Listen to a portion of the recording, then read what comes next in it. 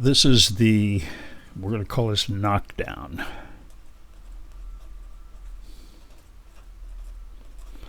And what we're going to have is a go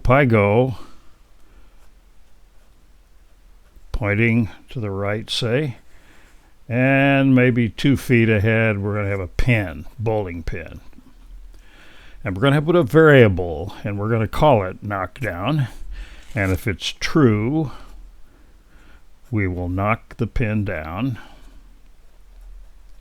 or knock it over. And if it's false, we will not. Do not. Okay, so what we're going to, now remember, the Go has this distance sensor. The distance sensor on the front. And so what we will do is, here's the process. We'll go forward. And then we will stop, say, 5 inches before. So this is just like a void. There will be no, this will be exactly the same code. And then we're going to, when we stop, we'll back up, say 2 inches. So we're out of the range, so we'll now be 7 inches in front of the pin. So if the variable knockdown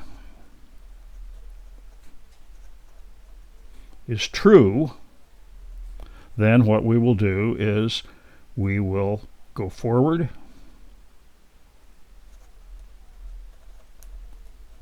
say 9 inches. That'll be enough to knock it over. Then we'll turn around and we'll go back. Otherwise, we will just turn around and go back. Now, once we get back, we want to also turn around. So we'll really be back where we started, and then we're done. Stop. Okay, that's all it is, and that's all we're going to do. And this will be done in Python with those notebooks that we had. Okay, so you see what we're going to do. It's pretty straightforward, but it will be simpler logically than, say, trying to get out of a maze. On the other hand, you will use all of the programming elements. And we will start with the avoid code, and I'll take you through it next video.